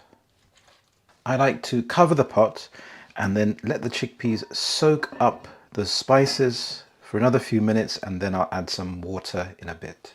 So the chickpeas have been cooking away for a few minutes. Now I'm going to add some water. Just enough water to cover the chickpeas. And again, give the chickpeas another stir. Now I will cover the chickpeas and leave that to cook on medium heat for about 20 minutes. So the curry's been cooking for some time. I can smell those delicious smells. This is what it would look like. Here is the finished curry. It smells delicious and it tastes amazing. I love cooking this curry because firstly, it's delicious. Secondly, I know it's healthy because I have the nice spices, the nice turmeric, got the ginger, the garlic, and chickpeas themselves are very good for your body. They're very healthy. You can eat the chickpea curry with rice, or you could try some rotis, or another word for this is chapatis. So with these, you can make these from scratch, but you can buy them pre-made. You can just put them on a frying pan and just cook them for a few minutes, or you can put them in the microwave. I prefer to put them onto a frying pan and then cook them for a few minutes on each side. So I hope you enjoyed cooking with me today. I really enjoyed it. Let me know if you have made this curry before. There are a few different variations. You can add coriander, for example. You could add some cumin. You could add some coconut milk if you wanted to make the texture a bit more creamy. I prefer to have it with tomatoes.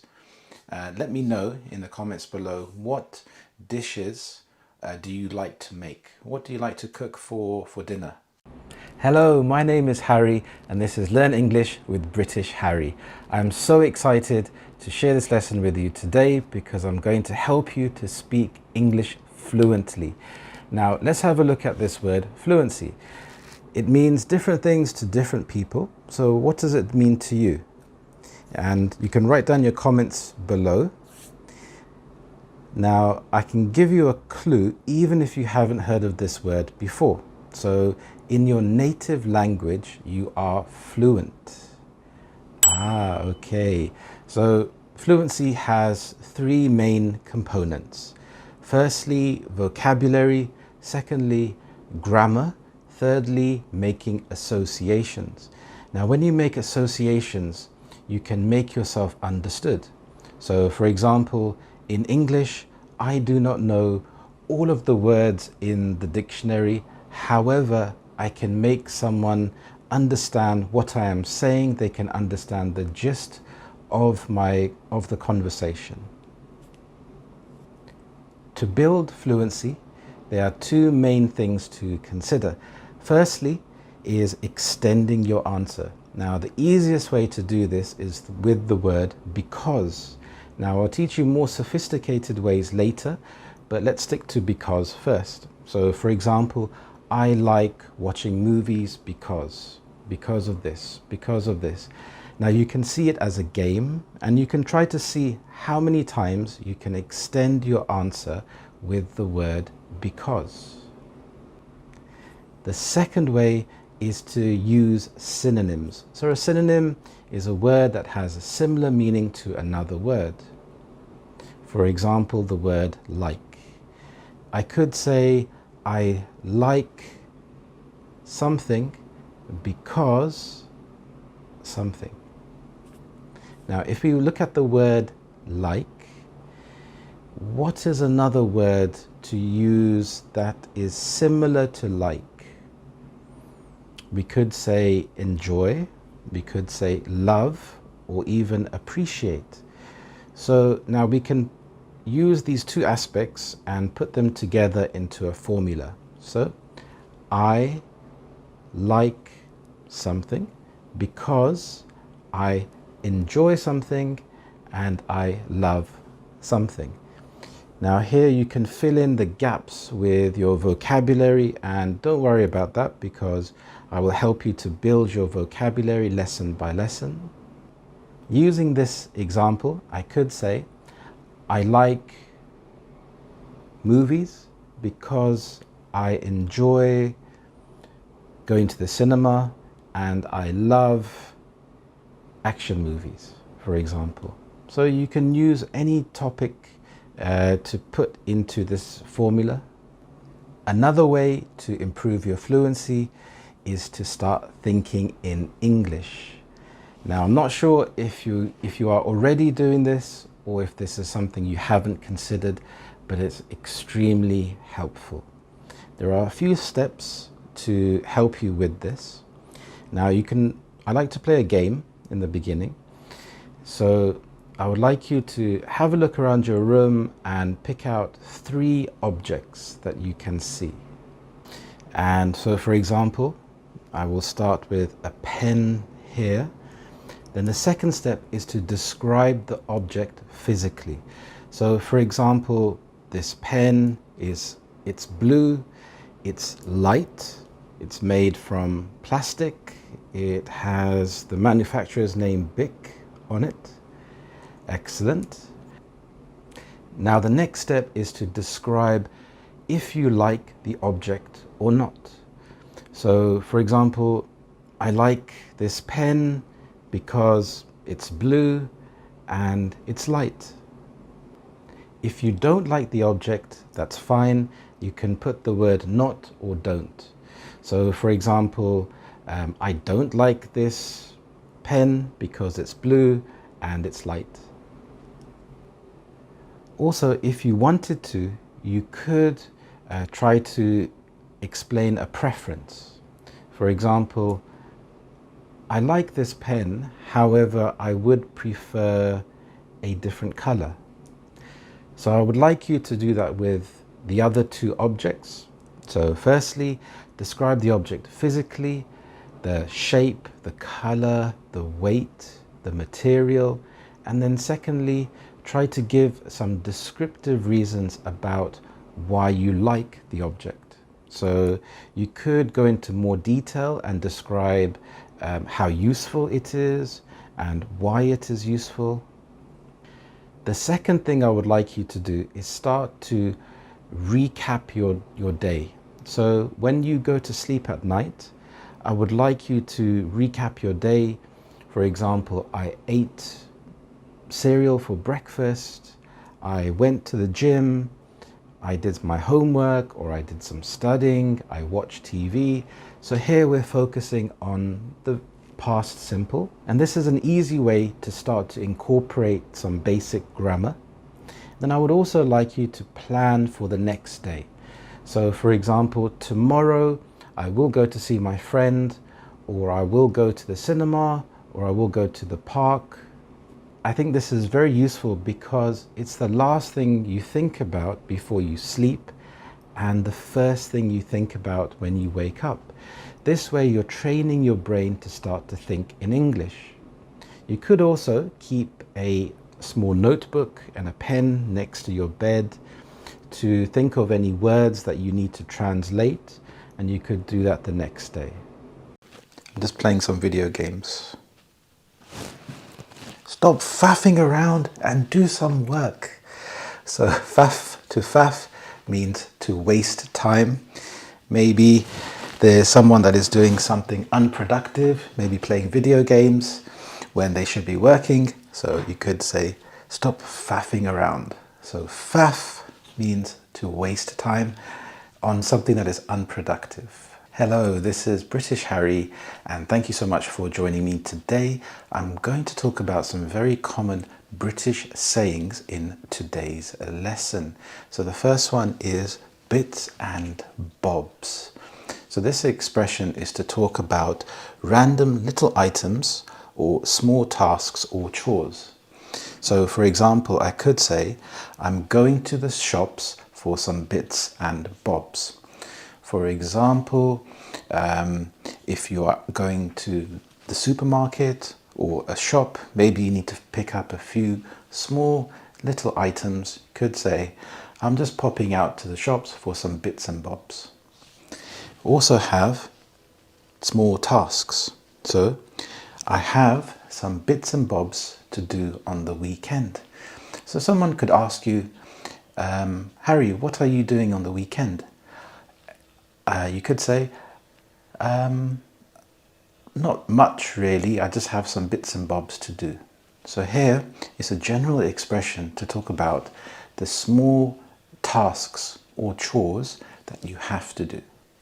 I've just won £1 million. Blimey, I can't believe it. So blimey here is used to express surprise or shock. Blimey. Throw a spanner in the works. A spanner is a tool that you can use to open screws. In America, they may call it a wrench. So to throw a spanner in the works, this means to make something to not go to plan. So you have some plans set up and some expectations, but something unexpected happens and things don't go to plan. So for example, the tour guide got sick and this really threw a spanner in the works.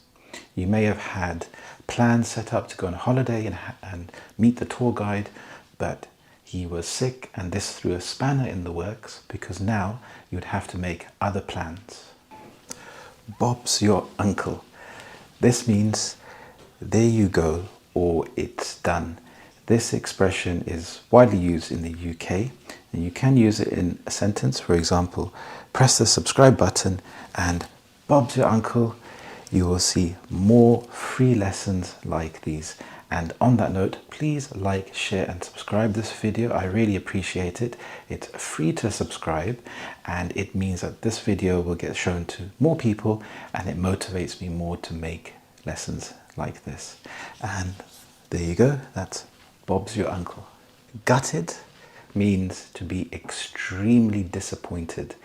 This informal word is used a lot in the UK. You could say, I'm gutted that I didn't get the job. So here you're expressing your extreme sadness or disappointment that you missed out on something. It could be something else, like if your favorite football team lost the match, you could say, I'm gutted that we lost. Whew, I'm absolutely knackered. So knackered means to be exhausted or very tired. It took me 2 hours to get home and I'm knackered. You could say this in another sentence. I've been running for 3 miles and I'm knackered. I can't run anymore. So knackered means to be extremely tired or exhausted. These are some cream crackers. So this cream crackered, I'm not sure how it came from a cream cracker. There we go. These are delicious with some cheese on top. So cream crackered means extremely extremely tired or exhausted. You could say, after sprinting for the bus, I was cream crackered. I was completely exhausted. Next up, we have to take a gander. So this means to look at something briefly. Can you look at my new car? Sure, I can pop over to take a gander later. So here, gander, maybe you're running short of time and you're maybe on your way to somewhere else and you can pop over to take a gander. The driver lost the plot and cut in front of me. Here, lost the plot means if someone is not behaving rationally. So when you are behaving rationally, you are thinking clearly, you're able to make good judgments, good decisions. When you're not behaving rationally, this is when you behave erratically and quite strange. So here the driver lost the plot. So maybe if you are driving and another car is swerving on the road, you're not sure what he is doing, he's not keeping in the lane, and suddenly he cuts in front of you. So the driver lost the plot. He threw a wobbly when he saw the queue. Maybe the person went to the queue, it was very long, there's nothing he can do about it. There are enough staff there at the till, but he acts in a way which is very angry and demanding that they move faster in the queue. So to throw a wobbly means to become very angry. Another example could be if you tell a child or a teenager you have to stop playing on the PlayStation or the computer games, or you take away the iPad and they throw a wobbly. So here this is to become very angry, could be seen to be throwing a tantrum. A toddler would throw a tantrum if they don't get their way. They lie on the floor and start screaming and shouting and waving their arms. So that is to throw a wobbly. There is a curtain twitcher next door. So a curtain twitcher is a nosy neighbor. There could be an instance when maybe you're having a party in the garden and you see the curtains twitch. So in the UK, it's very common for people to have curtains. You have an inner lining net curtain that has a pattern, and then you have the thicker curtains on the inside as well. So when you see the curtain twitch, the twitch is to move slightly, then you can notice someone is peeking through and being nosy. I have had my coffee and I am full of beans. So here, full of beans means to be full of energy. You may see a child running around very enthusiastically and you could say, wow, he is full of beans, or she is full of beans. So full of beans is to be full of energy. If you say something is not my cup of tea, then you're saying that that thing is not your favorite. So for example, you could say heavy rock music is not really my cup of tea. So here, not my cup of tea, you can use this with a lot of different things. You could say a specific activity, music, food is not really my cup of tea. So it's something which is not my absolute favorite thing. To increase the rent by £500 takes the biscuit. So to take the biscuit means when something is particularly bad or annoying. So in this case, maybe the landlord has the general increase in prices would have been, say, £100, but now the landlord is increasing the rent by £500. So this is a huge increase. So this particular instance is bad or annoying, so it really takes the biscuit. I've had enough. Put a sock in it. So put a sock in it is quite a rude phrase, actually. But you may hear it in movies or TV shows, so it's nice to know what it means. So it means to be quiet, but it's quite offensive and it's quite a rude thing to say. On your bike, I don't want to buy anything. So here, on your bike, is another rude expression that I personally wouldn't use, but you would hear people saying this, and this means to go away. So on your bike, if you think about a bicycle, you're telling that person to get on their bike and go away because you don't want to hear anything or you don't want to interact with that person. So on your bike. The traffic was making me go balmy. So balmy here means crazy. You also have the balmy army. So in cricket, you have some supporters who go crazy. They're very enthusiastic. The traffic was making me go balmy. So balmy here means crazy. It was making you feel as if you were losing your mind. You cannot cope with the amount of traffic. So you also have, in cricket, you have the Barmy Army, who are a group of English supporters that are enthusiastic. So when England win or they're cheering on the England cricket team, they're waving flags, making noise. So they're very enthusiastic. He became gobby when security asked him to leave. So gobby here can mean loud or offensive. So maybe the person in the shop was being mean to people, or maybe he was under the influence of alcohol, and so security asked him to leave the shop, and then he started to become gobby. So he may have made offensive remarks or comments to security or to other people. So that is gobby. I was gobsmacked to see him score 5 goals. It was amazing. So here, gobsmacked means to be shocked. So the gob refers to the mouth. It's an informal word for the mouth. We had a look at the phrase gobby, which was to be loud and offensive. So gob, mouth, and smacked. So if you're smacked in the face, which isn't a nice thing, you would be full of surprise and shocked. So gobsmacked means to be shocked. There was a kerfuffle in the shop over the last TV. So a kerfuffle is an argument or a noisy disturbance.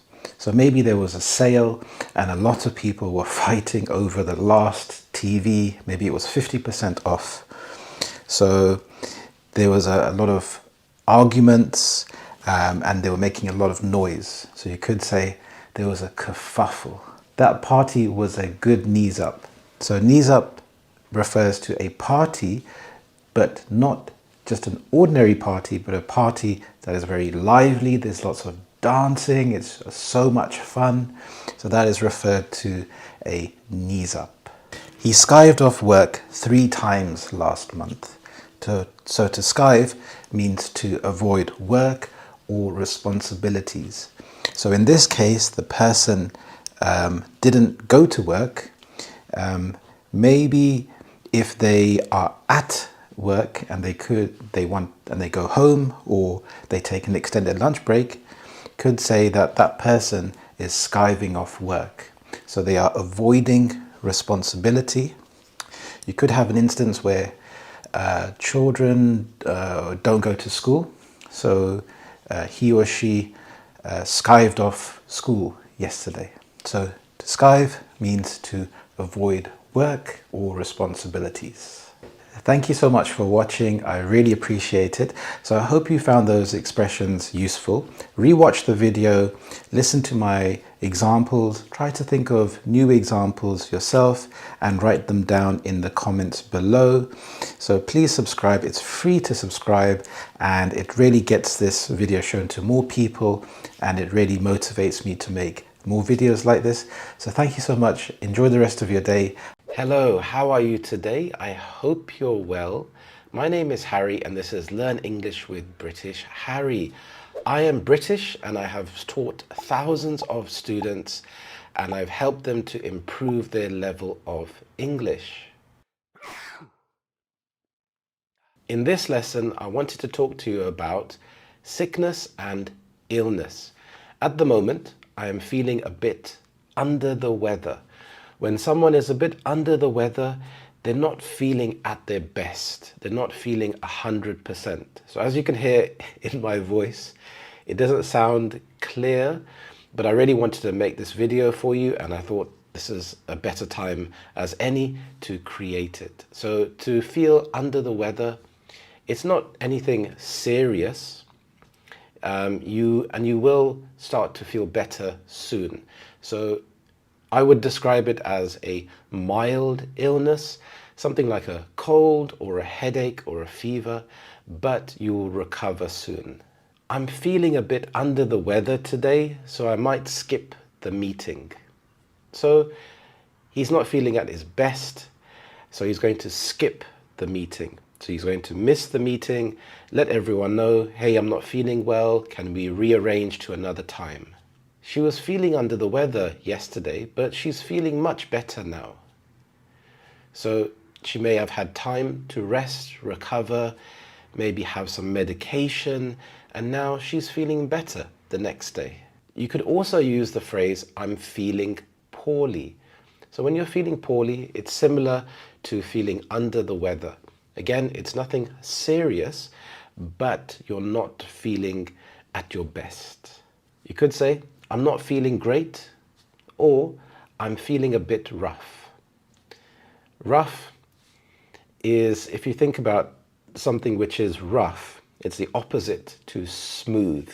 If it's smooth, for example, if the road is smooth, it's easy to drive on. But if the road has holes in the road or rocks, it's very difficult to drive and it makes it difficult. If you are feeling rough, you are feeling under the weather and you're not feeling at your best again. You could also say, I'm a bit off color. So if you're off color, you're not feeling normal, you're not feeling your normal self. So maybe when a person is feeling sick, they may look a bit paler than usual. This is because their immune system is working in overdrive. So your immune system is what keeps you healthy. Having things like vitamin C, lots of fruit and vegetables can keep your immune system working very well. So it can fight off the bacteria and get you feeling better quickly. Or a very informal slang phrase is, I'm feeling a bit rubbish today. So rubbish in the UK is trash in America. So rubbish is something that you throw away. So when you're feeling a bit rubbish, you're not feeling at your best. I'm not feeling up to par. This is a golf terminology. I don't really play golf, but in golf we use the word par. So when you're not feeling up to par, you're not feeling good. You're not feeling like you are able to perform well. A very common one is, I'm not feeling myself. Again, if you are feeling yourself, then you are feeling good. You're able to carry on the normal day-to-day activities. But when you're not feeling yourself, you may be feeling unwell. So this affects how you can carry out your day-to-day living. I have the sniffles at the moment. So the sniffles, this is a very informal term. If someone has the sniffles, their nose won't stop running. So they have to use a tissue to constantly wipe their nose. Nasal congestion. This is when it's hard to breathe because your nose is blocked. So here, nasal refers to the nose. An informal way to say this is a stuffy nose. If something is stuffy, then it's blocked. If you think about a stuffed toy, a stuffed cuddly toy, it's full of this white material, so it's stuffed. So if you have a stuffy nose, it's blocked and it makes it difficult to breathe. An informal way to say this is congested. So congested is your nose is blocked. You can also use this word in traffic. If there's the traffic is really congested, there's nowhere to move and all the cars are parked behind each other waiting for the traffic to move. It's very congested. So here in your nose is congested and it's hard again to breathe. Bunged up, again, an informal phrase to use, and it means that your nose is blocked. My nose is bunged up. Blocked sinuses. This is a nice way to describe a blocked nose. So if you go to the pharmacy or if you're speaking to the doctor, you can explain to him, I think my sinuses are blocked. Sinuses are hollow spaces in the bones of your face, around your nose, your eyes, and your forehead. They help your nose by making mucus to trap the bacteria and the germs to help your body to get rid of these. When you have a cold or if you have allergies, this can exacerbate your sinuses and it can make you feel dizzy. It can give you a headache as well. Feeling light-headed. This is when you feel like you may faint. It can also happen if you stand up very quickly and you start to feel a bit dizzy and you have to sit back down. So it's something to really pay attention to and to make sure that you're not feeling light-headed or feeling dizzy, especially when it comes to driving, for example. So you have to take it nice and slow and look after yourself. Feeling nauseous. Nauseous is an uncomfortable feeling in your stomach. You feel like you may be sick, that you may vomit. This can happen when you're feeling sick or unwell. It can also happen if you're feeling anxious. You may be really worried about something. So you may have a feeling in your stomach. You're feeling nauseous. You may feel unbalanced and you have to sit down. A headache.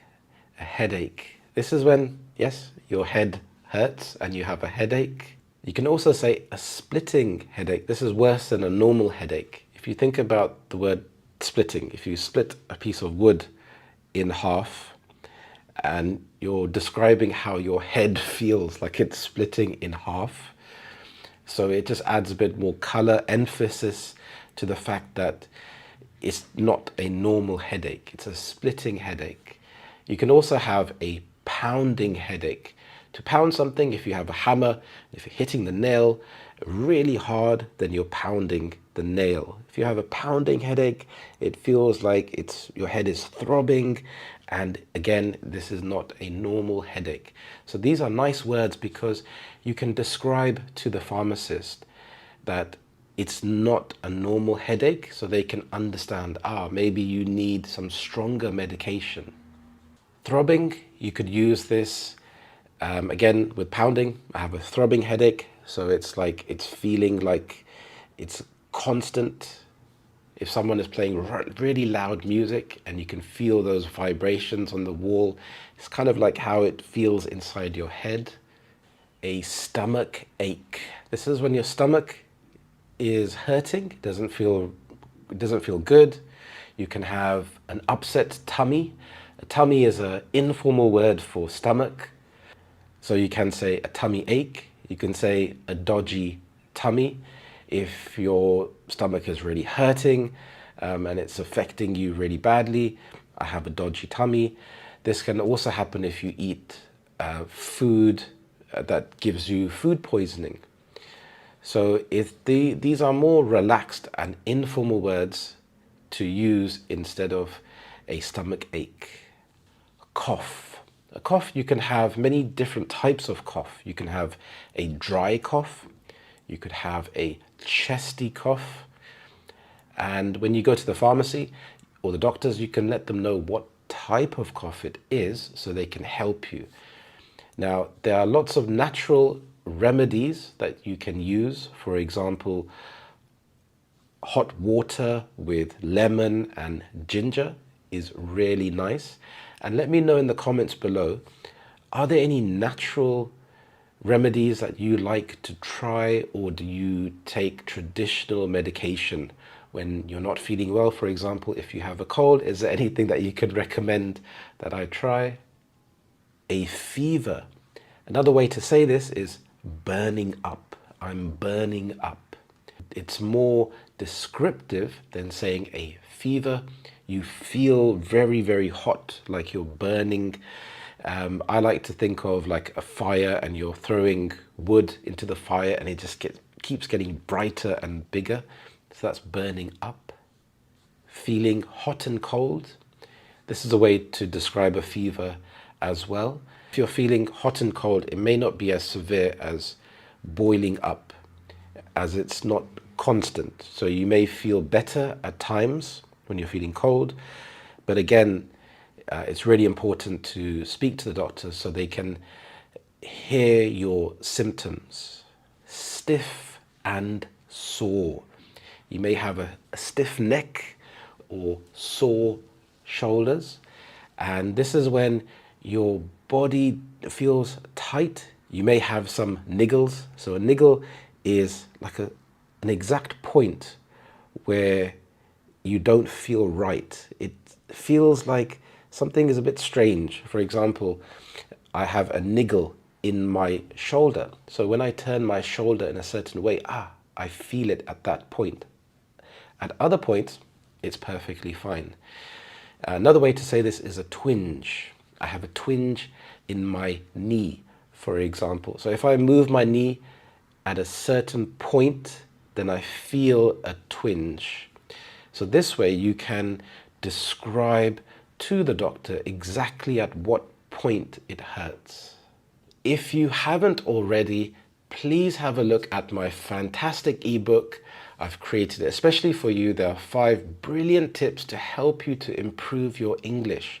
There are practical exercises that you can use straight away, and it will help you to improve your level of English. Thank you so much for watching. I really appreciate it. Have a fantastic day, and I will see you in the next lesson. Bye-bye.